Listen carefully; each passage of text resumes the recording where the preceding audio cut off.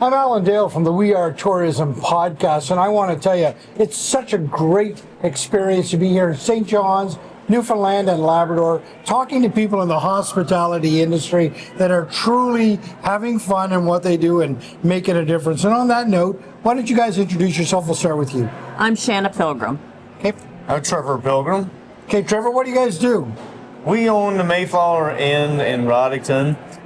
We also own Mayflower Outfitters, and that's up on the Northern Peninsula.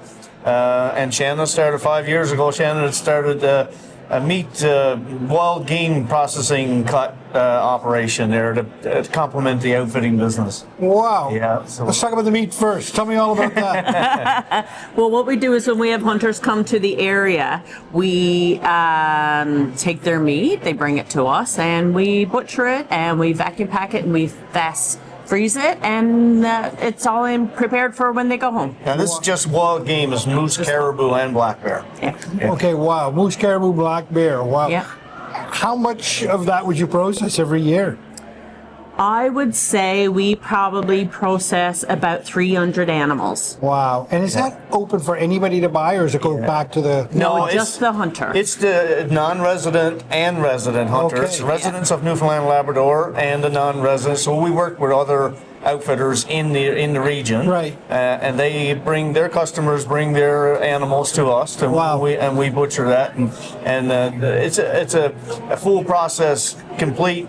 Like she said, vacuum pack, frozen, labeled, everything, and we've been doing some really good business with that. I've butchered a lot of animals in my life. I've never butchered a bear, but that's a whole other story. It is. Tell me a little bit about the outfitters. The outfitters, we started in 1992, myself and my dad, Yeah. and my brother Shane, and we've been at it. We grew up hunting and fishing, so it was a natural thing for us to do. So we love the business. We absolutely love it.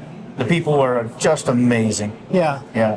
It must be a beautiful part of the world. Tell me a little bit about the area.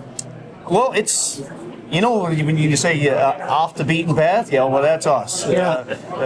Sometimes that makes it challenging, but also it makes it an area that you want to get to, you want to see. We're in Roddickton, and we're up on the Northern Peninsula on the eastern side of the peninsula.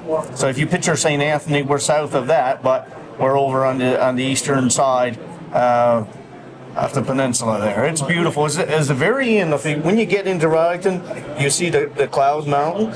So that's the very end of the Appalachian Mountains and the Appalachian Trail, right? And then the very end of the Long Range Mountains. Wow. So we're actually putting together a trail, adventure trail system right now up into those hills. So the only way you can access is by boat. So we do boat tours also. Wow. We have a Zodiac that we do tours.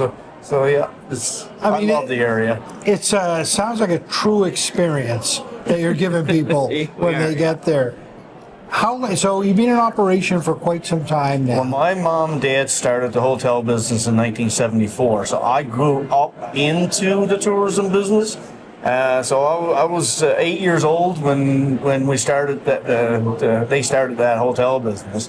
So I was there to help pour the first cement and to drive the nails and to, you know, I grew up into the tourism business. That's why I love it so much. And he's still driving nails and pouring cement. Still the very He's day. still doing it. You must see people who lives are changed and transformed because of the experiences you're giving them. People would have never seen this stuff before. Yeah. Do you have any memorable stories that you'd like to share about people that you've had through that they couldn't believe what was happening? Yeah, I would say like the unbelievable things that I've done would be into the hunting business, like the adventure part of it all too, with the icebergs and the whales. I mean, that's always incredible to see. And some of the experiences with the boat tours, the hiking trails, the underground salmon pool. We have 3 trails into our area that are, what do you call them, the Atlantic? They fall under the Atlantic Canadian Trail Standards. Yeah, so we have the underground salmon pool, Barrett Island Boardwalk, and then we have the, in Conch, the glass hole. that's all incredible, remarkable. But I think that up close and personal with the animals, like a moose calling in an animal and getting so close that you can hear and breathe, and I think one of the things with caribou also is you can get into a herd of caribou, and if you're quiet and still, they'll adjust to themselves. So I've been in a herd of caribou of probably 300 caribou, and with me and another guest, and I'd say, just stop and look around you. You'll probably never see this again in your lifetime. And you say, you put it that way, this is pretty incredible. And we're like almost here to you. Yeah. With 300 animals around us. Wow. Yeah. That sounds pretty impressive. Yeah. I got to tell you, the whole area sounds amazing. What an adventure. How do people get to you? What's a route to get to you? Well, you can come down through the Labrador, and you cross over on the ferry there, and that would be in St. Barb. So you come on rubber tire, as they say, that would be the easiest way to get to us. Right. So we have our inn is 25 rooms. Okay. And so the most of we get is people that would love to visit the area, families, couples, and they want to walk the trails or take up an adventure with us. But driving would be the easiest way to get there by vehicle. So you're on Route 430 going towards St. Anthony.